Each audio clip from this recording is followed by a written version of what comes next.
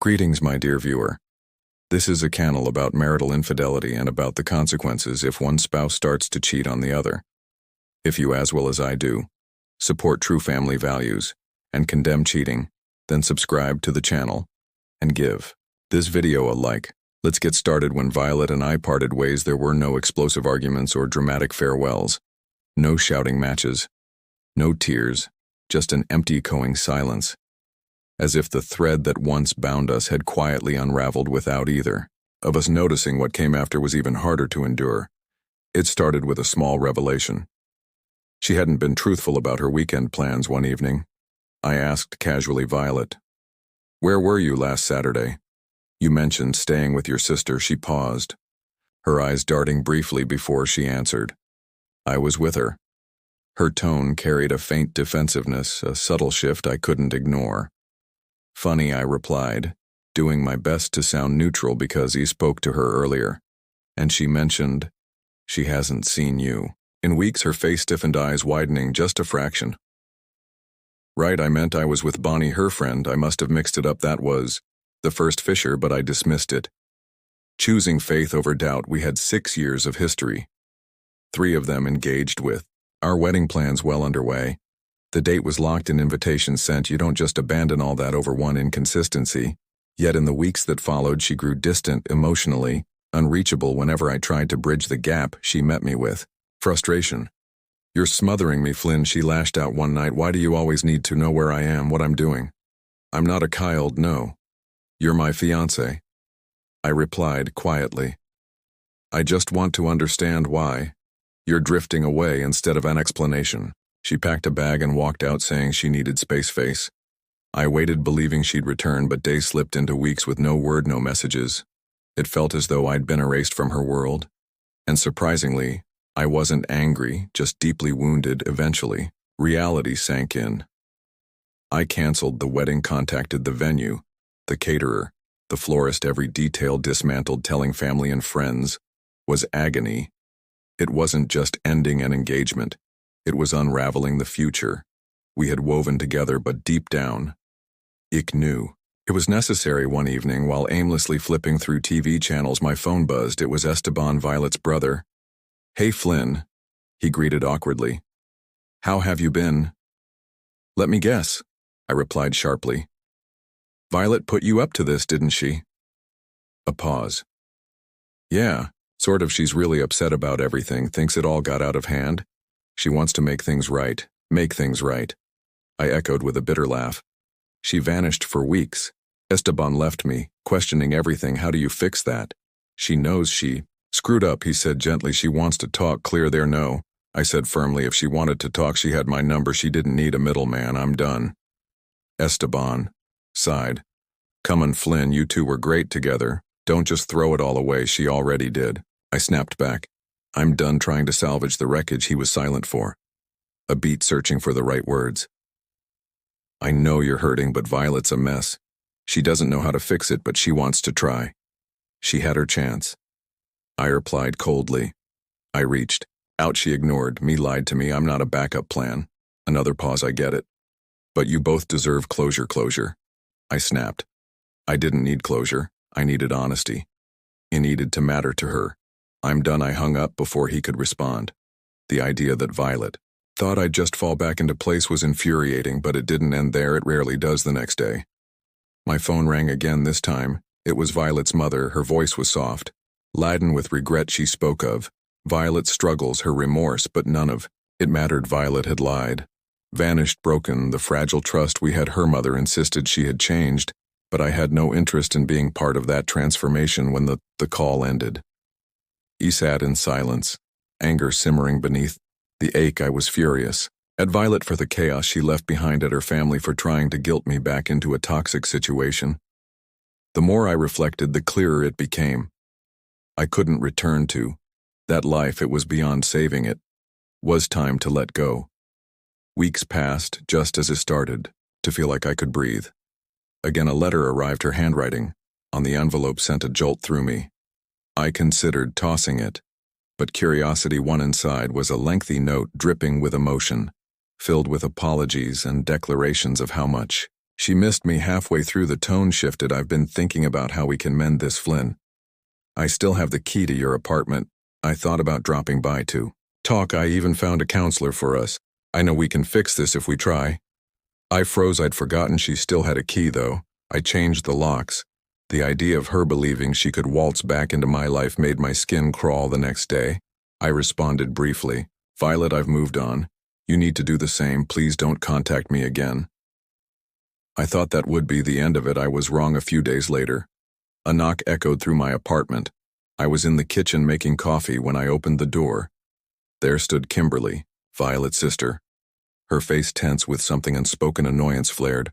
Was this Violet's idea? Did she think sending her sister would sway me? "Kimberly," I said, masking my irritation. "What are you doing?" "Here, I need to talk to you, Flynn," she said softly. Urgency in her voice. "It's important. Can I come in?" I shook my head no. "Kimberly, I'm done. Tell your sister that." She hesitated, then added, "She doesn't know I'm here. I need to tell you something. Something about Violet. Something you should know, maybe. Then you'll understand. Maybe you'll forgive her." That stopped me cold. My heart quickened, suspicion prickling at the edges of my thoughts. What could she possibly reveal that would change? "Anything. I don't want to hear it," I said, trying to shut it down before the walls I'd built around my heart began to crack. She was the one who left no explanations, no goodbyes, just gone, leaving me droning in a sea of unanswered questions. As far as I was concerned, there was nothing more to say, but Kimberly wasn't ready to walk away. She stepped closer, her voice dropping to a gentle murmur. "Aren't you curious about where she was all that time?" Her words hit me like a sudden gust of icy wind. It stiffened. That question had haunted me for months, echoing in the silence of countless sleepless nights. I had theories, sure, but hearing Kimberly suggest she had real answers twisted my stomach into knots. Did I even want to know? Did it still matter? Yet no matter how much I tried to bury it, that stubborn ember of bitter curiosity refused to die. "Come in," I muttered, my tone sharper than I intended. "Tell me." Kimberly hesitated, exhaling deeply, her face a conflicted mix of guilt and determination. She was with someone else. She went on a trip with a guy she met at their gym a few months ago. The words echoed in my mind, each syllable cutting deeper than the last. She had left me. Toby with another man. The ground beneath me felt unsteady, my thoughts spinning. In disbelief, anger simmered, rising like a tide. I couldn't hold back. Kimberly kept going, seemingly unaware of the storm raging inside me, but after some time she realized, "You're the one she truly loves." She was confused, "Flynn. But now she knows. She wants your forgiveness. She wants you back."